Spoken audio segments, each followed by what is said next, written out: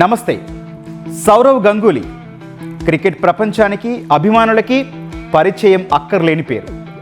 భారత క్రికెట్ ప్రత్యర్థి జట్లను ఆటలోనే కాదు మాటల్లోనూ భయపెడుతోందంటే, విదేశాల్లో విజయాలను అలవాటుగా చేసుకుందంటే, క్రికెటర్లు గ్రామీణ ప్రాంతాల నుంచి దేశానికి ఆడుతున్నారంటే అడుగడుగునా గంగూలీ పాత్ర ఎంతో ఉంది. గ్రేట్ ప్లేయర్లు టీంలో ఉండొచ్చు, కానీ గ్రేట్ ప్లేయర్లుగా తయారు చేసిన గొప్ప సారథి మన బెంగాల్ టైగర్. క్రికెట్లో అత్యంత ప్రతిష్టాత్మకమైన ఐసీసీ హాల్ ఆఫ్ ఫేమ్తో మరో కొత్త గౌరవాన్ని గంగూలీ అందుకున్నారు. అది కూడా తన సరిగ్గా 54వ పుట్టినరోజే అందుకోవడం స్పెషల్. క్రికెట్ మక్కాగా పిలిచే లార్డ్స్ బాల్కనీలో మ్యాచ్ గెలిచాక షర్ట్ విప్పి గాల్లో తిప్పి గర్జించిన గంగూలీని అభిమానులకి ఈ అవార్డు మరోసారి గుర్తు చేస్తోంది. అంతేకాదు, the most awaiting Ganguly biopic Dada the Sourav Ganguly story first poster కూడా ఇదే సమయంలో రిలీజ్ అయి భారత క్రికెట్ ఫ్యాన్స్కి ఓ ట్రీట్ ఇచ్చింది. ఈ సందర్భంగా భారత క్రికెట్లో విప్లవాత్మక శకానికి నాంది పలికి నేటి దూకుడు క్రికెట్కు బలమైన పునాది వేసిన god of off side aggressive ఎరాపై స్పెషల్ స్టోరీ. Let's play.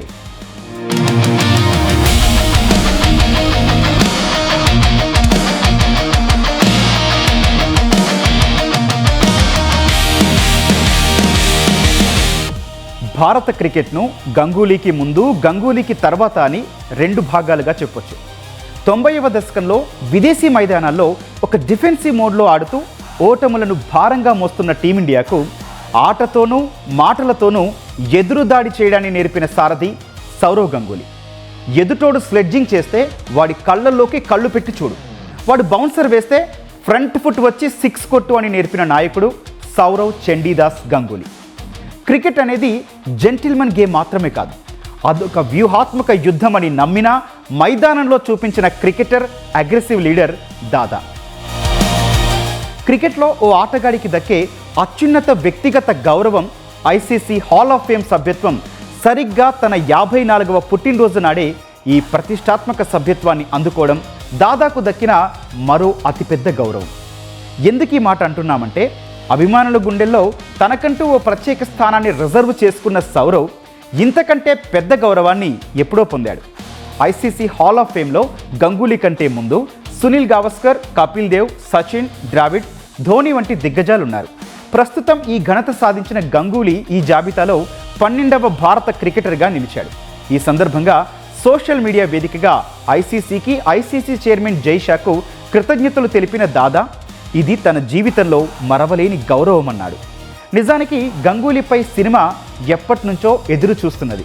ఇది ద మోస్ట్ అవైటెడ్ బయోపిక్. అలాంటిది Dada the Sourav Ganguly story cinema మొదటి లుక్ పోస్టర్ ఆయన పుట్టినరోజునే విడుదలైంది. 2002 నాట్వెస్ట్ ట్రోఫీ ఫైనల్లో ఇంగ్లాండ్ను వారి గడ్డ మీదే మట్టి కరిపించిన తర్వాత ప్రతిష్టాత్మక లార్డ్స్ బాల్కనీలో తన జెర్సీ విప్పి గాల్లోకి ఊపుతూ గంగూలీ చేసిన విజయ నినాదం భారత క్రికెట్లోనే అత్యంత ఐకానిక్ గెస్చర్. ఆ ఎపిక్ పిక్చర్ పోజ్ను నటుడు రాజ్ కుమార్ రావు అద్భుతంగా రీక్రియేట్ చేశారు. ఈ పోస్టర్ను తన ఎక్స్ ఖాతాలో షేర్ చేసిన గంగూలీ, నా కవర్ డ్రైవ్ను సిల్వర్ స్క్రీన్పై వాడుతుంటే చూసేందుకు ఎంతో ఉత్సాహంగా ఉన్నాననే కామెంట్ జోడించాడు. విక్రమాదిత్య మోత్వానే వంటి క్లాసిక్ డైరెక్టర్ ఈ చిత్రాన్ని డైరెక్ట్ చేస్తుండటంతో ఈ మూవీపై అంచనాలు భారీగానే ఉన్నాయి.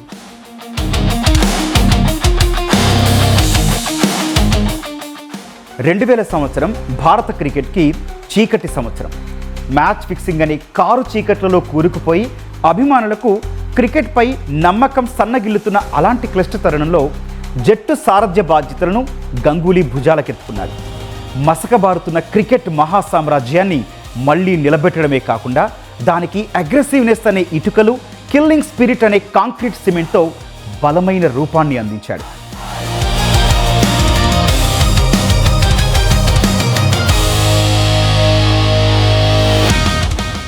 అప్పటి వరకు భారత జట్టు స్వదేశంలో మాత్రమే గెలుస్తుందనే ఓ నెగిటివ్ ముద్ర ఉండేది.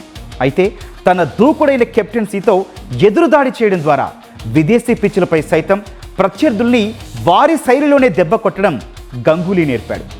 ఆస్ట్రేలియా కెప్టెన్ స్టీవ్ వాను టాస్ కోసం మైదానంలో వేచి చూసేలా చేయడం, అట్లాగే లార్డ్స్ బాల్కనీలో నాసిర్ హుస్సేన్ స్లెడ్జింగ్కు బదులివ్వడం దాదాగిరి మార్క్ అగ్రెసివ్నెస్కు నిదర్శనాలు.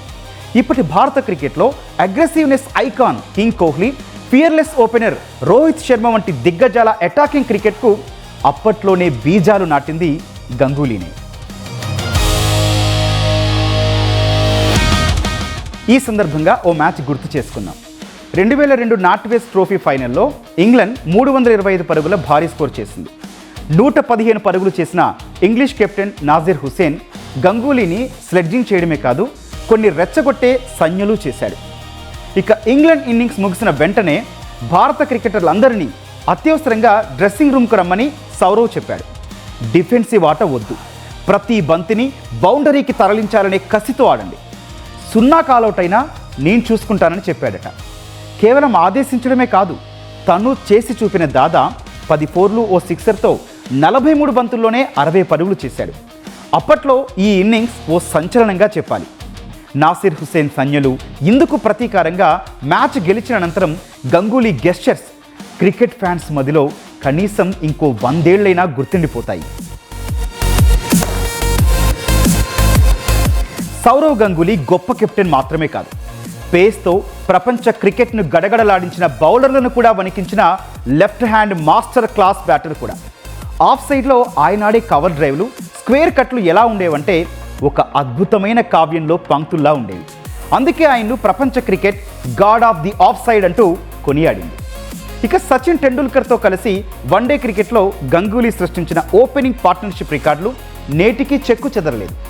వన్డేల్లో అత్యధిక పరుగులు చేసిన బ్యాటర్ల జాబితాలో సౌరవ్ ఇప్పటికీ టాప్ 10లోనే ఉన్నాడు.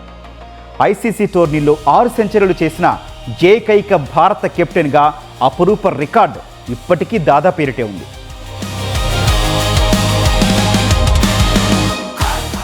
గంగూలీ నాయకత్వంలో అద్భుతం ఏంటంటే ప్రతిభను గుర్తించి వారికి అండగా నిలబడటం. వీరేంద్ర సెహ్వాగ్, యువరాజ్ సింగ్, హర్భజన్ సింగ్, జహీర్ ఖాన్, మహేంద్ర సింగ్ ధోని ఈ పేర్లు లేకుండా ఆధునిక భారత క్రికెట్ చరిత్ర సంపూర్ణం కాదు. ఈ లెజెండ్స్ అందరినీ వారి కెరియర్ ప్రారంభంలో వెన్నుతట్టి ప్రోత్సహించింది, సెలెక్టర్లతో గొడవ పడి మరీ జట్టులోకి తీసుకొచ్చింది సౌరవ్ గంగూలీని. అంతేకాదు, వీళ్ళందరికీ ఆట ఒక్కటే కాదు, అగ్రెసివ్నెస్ కూడా అవసరమని నూరిపోసింది కూడా దాదానే.